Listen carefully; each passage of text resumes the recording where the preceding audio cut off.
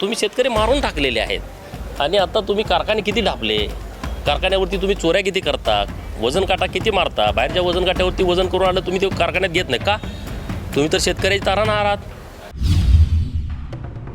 मावळमध्ये जेव्हा पाणी मागायला लोक आली तेव्हा तुम्ही गोळ्या घालता. लोक विसरलेत का?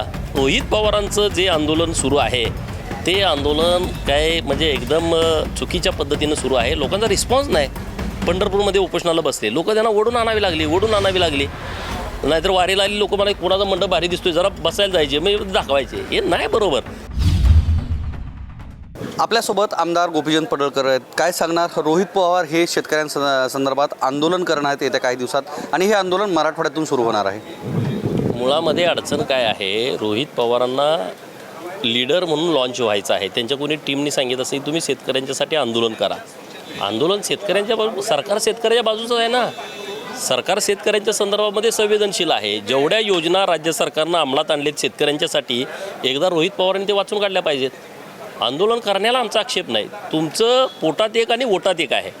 तुम्ही शेतकऱ्याच्या विरोधातले आहात कारण तुमची भूमिका शेतकऱ्याच्या बाजूची राहिलेलीच नाही. मागं देवेंद्र फडणवीस साहेबांनी या महाराष्ट्रातल्या शेतकऱ्यांना मार्केट कमिटीमध्ये सरसकट मतदानाचा अधिकार घोषित केला. रोहित पवारच्या आजोबाच्या नेतृत्वात सरकार आलं 19ला आणि तो अधिकार रद्द केला. उत्तर द्या ना तुम्ही याचं. तुम्ही शेतकऱ्याच्या बाजूचे आहात. मग मार्केट कमिटीमध्ये सभासदांना, शेतकरी सभासदांना सरसकट मतदानाचा अधिकार दिला, मग का काढून घेतला? तुम्ही तर शेतकऱ्याच्या बाजूचे आहे ना. तुम्ही शेतकऱ्याचं हित जोपासता. मुठभर लोक जेव्हा एखादं संस्थेमध्ये असतात तेव्हा पाहिजे त्या पद्धतीनं निकाल फिरवून घेता येतो. पैशाचा वापर इकडं मोठ्या संख्येने गेले तर शेतकऱ्याच्या बाजूने निकाल जाऊ शकतो. तुम्ही ती भूमिका घेतली नाही. तुम्ही विरोध केला. मोदी साहेबांनी जेव्हा 3 कायदे आणले केंद्र सरकारचे तेव्हा तिकडं काँग्रेस असेल, खलिस्तानी विचारधारीची लोकं असतील आणि इकडे राष्ट्रवादी काँग्रेस, तुम्ही विरोध केला डायरेक्ट. मोदी साहेबांचं काय मत होतं, मार्केट कमिट्या खुल्या करा. लोकांना जर एका मार्केट कमिट्या 2-4 असतील तर तिथं त्यांना शेतमालाला भाव येईल ना मोठ्या प्रमाणामध्ये. एका गावामध्ये एकच किराणाचं दुकान आहे, तो मनमानी लावेल, मनानं दर लावेल. त्याच गावात 2रं, 3रं, 4थं किराणा मालाचं दुकान झालं तर त्याचं कॉम्पिटिशन होईल. तो फसवाच्या भानगडीत पडणार नाही. ह्यांची जी वृत्ती आहे की मुठभर लोकांच्या ताब्यातच हे सगळं शेतकऱ्यांचं कार्यक्षेत्र राहिलं पाहिजे आणि त्यांना गुलाम बनवून ठेवलं पाहिजे, ही यांची भूमिका आहे. त्यामुळं रोहित पवारांचं जे आंदोलन सुरू आहे ते आंदोलन काय म्हणजे एकदम चुकीच्या पद्धतीनं सुरू आहे. लोकांचा रिस्पॉन्स नाही. पंढरपूरमध्ये उपोषणाला बसले लोक, त्यांना ओढून आणावी लागली.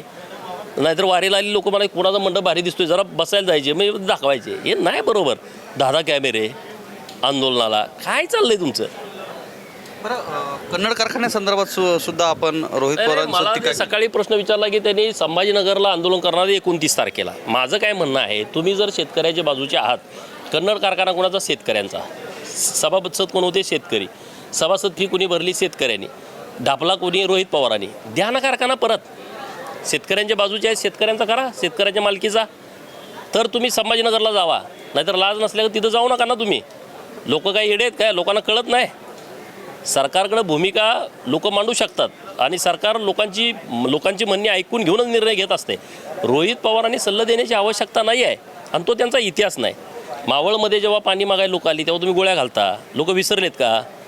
नांदऱ्यामध्ये, सांगली जिल्ह्यामध्ये जेव्हा शेतकरी ऊसाच्या दराच्या आंदोलनासाठी पुढे येतात तेव्हा चंद्रकांत नलावडे नावाच्या शेतकऱ्याला गोळ्या घालतात. ही लोक विसरले नाहीत.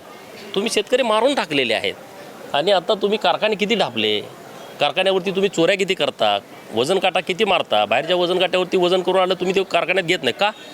तुम्ही तर शेतकऱ्याची तारणा आहात. का नाही तुम्ही तो घेत? किती तुम्ही ढापला, वजन काटा किती मारता हे रोहित पवारला स्वतः माहीत आहे. पांडुरंगाच्या पुढं बसून स्वतः जरा छातीवरती हात ठेवून विचारावं की आपण रोज किती वजन काटा मारला, महिन्याला किती झालं, वर्षाचं क्रशिंग किती झालं, सगळ्या कारखान्यांचं किती झालं. गुणुले देऊन टाका पैसे लोकांचे, FRP देऊन टाका, मग करा ना आंदोलन. सरकारनं म्हणजे सरकारच्या ज्या कर्जमाफीवर आहेत या संदर्भात जयंत पाटलांनी टीका करत असं म्हटलं की सरकारनं ही कर्जमाफी नाही केली तर कर्ज वसुली करताय असं. जयंत पाटील हा एकदम दरोडेखोर विचारप्रवृत्तीचा माणूस आहे. ह्या माणसानं 2 कारखाने ढापले आमच्या सांगली जिल्ह्यातले. स्वर्गीय संभाजी अप्पा पवार यांनी उभा केलेला सर्वोदय कारखाना का तुम्ही खाजगीकरण करून घेतला? शेतकऱ्याचा होता, सभासदांचा होता.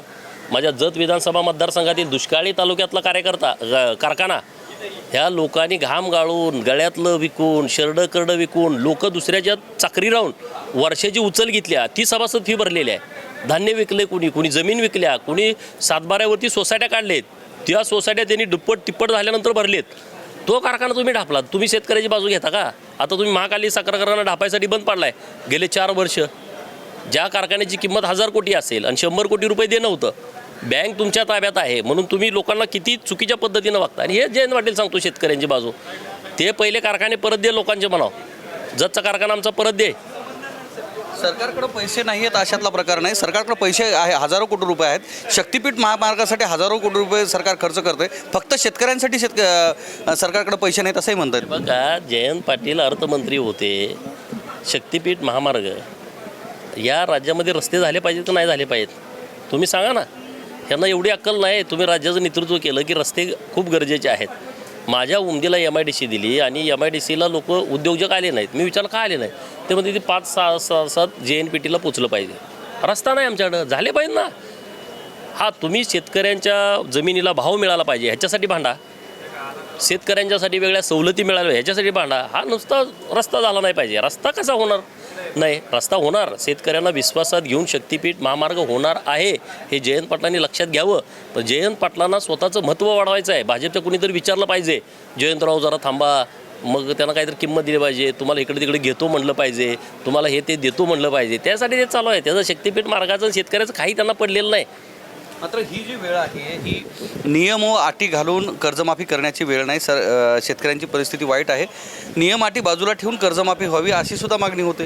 बघा, 2 लाख रुपयापर्यंत कर्जमाफी सरकारनं केलेली आहे. 17 साली पण छत्रपती शिवाजी महाराज महासन्मान कर्जमाफी योजना सरकारनं अंमलात आणलेली आहे. तेव्हाही शेतकऱ्यांना खूप चांगल्या पद्धतीनं मदत झालेली आहे. आता परत पुण्यश्लोक अहिल्यादेवी होळकर यांच्या त्रिशताब्दी जयंतीच्या निमित्तानं ही कर्जमाफी आणलेली आहे. तर याचा फायदा चांगला लोकांना होईल. जे थकीत लोक आहेत त्यांना 2 लाख रुपयाची मदत होईल. जे रेग्युलर भरतायत त्यांना 50,000 रुपयाचं अनुदान सरकारनं घोषित केलेलं आहे.